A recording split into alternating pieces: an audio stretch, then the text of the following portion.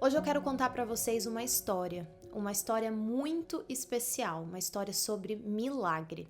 Você acredita em milagre?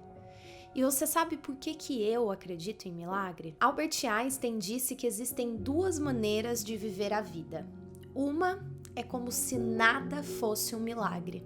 E a outra é como se tudo fosse um milagre. E muito interessante também o que o dicionário Aurélio diz sobre o milagre. Ele diz que milagre é toda manifestação ativa de Deus na história da humanidade. E um lugar onde a gente pode encontrar várias histórias de milagres é na Bíblia. Em Jó diz: Tu és o Deus que realiza coisas maravilhosas, que realiza milagres, coisas insondáveis, além do que a gente pode contar. E o milagre nada mais é do que a união da fé de uma pessoa com a vontade de Deus. E é sobre isso que eu quero falar com vocês hoje, sobre uma história de fé mais a vontade de Deus. A história é de uma mulher que engravida do seu segundo filho aos seus 41 anos de idade. Os sentimentos iniciais dessa gestação já não eram sentimentos de só alegria e felicidade. Eles já vinham regados de muita preocupação. Afinal, uma gravidez aos 41 anos tem os seus riscos. E os desafios dessa gestação já começaram logo no início, com fortes náuseas, vômitos, o que caracterizou uma hiperimese gravídica. É um enjoo que não tem controle. E em consequência disso vieram vários problemas, a perda de peso numa gestação, pressão baixa e uma forte infecção urinária. E assim foram os 5 primeiros meses de gestação. E após esses episódios de forte náusea, foi detectado a liberação de um líquido, que inicialmente foi confundido com apenas urina, mas aos 6 meses, numa consulta de rotina, foi detectado que esse líquido que estava sendo eliminado não era uma simples urina, e sim o líquido da bolsa. Foi detectado que o nenê só tinha bolhas do líquido amniótico. E dessa forma foi necessária uma internação de emergência.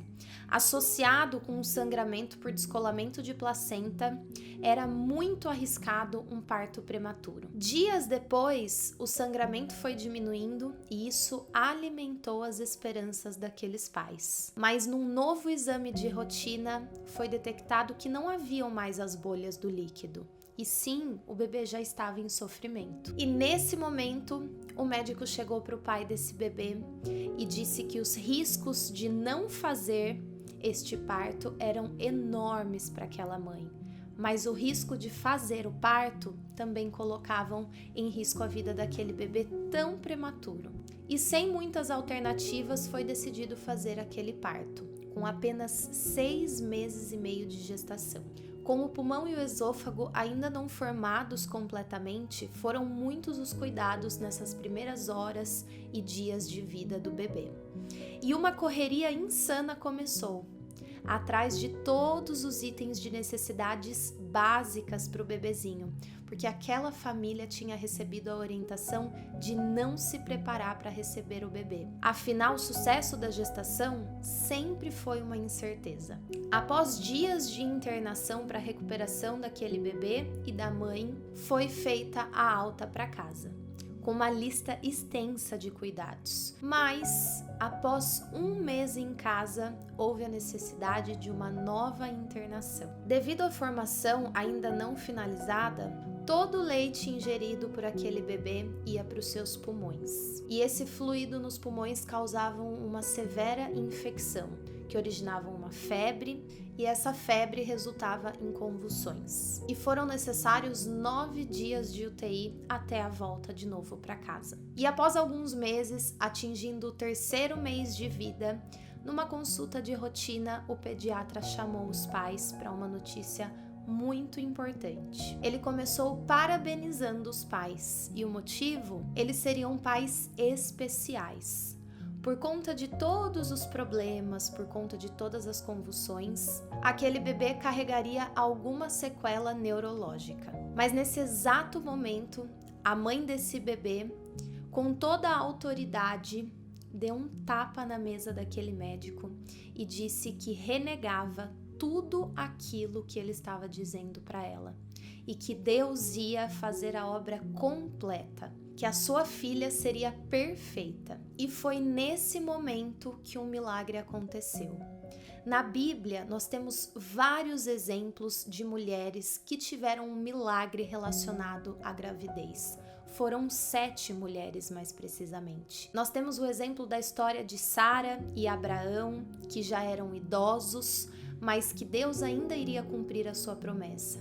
Além da muita idade, Sara era uma mulher estéril, mas a promessa de Deus foi cumprida e o seu milagre chamou Isaac. A história de Rebeca também nos mostra um milagre de gravidez. Ela era estéril e ela não deu à luz apenas um filho, deu à luz a 2 filhos, Esaú e Jacó. E dentre todas essas 7 mulheres, nós temos a história de Ana, que suplicava ao Senhor no desejo de ser mãe. E a história de Ana me faz lembrar muito a história dessa família que eu contei para vocês. A Bíblia nos conta que um dia Ana foi ao templo, assim como vários outros dias de sua vida, suplicar ao Senhor pelo seu desejo de ser mãe, de ter um filho.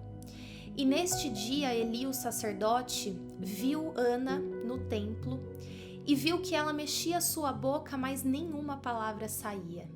E Eli, nesse momento, se aproximou de Ana e a repreendeu, dizendo que ela estava embriagada, para ela não tomar mais vinhos.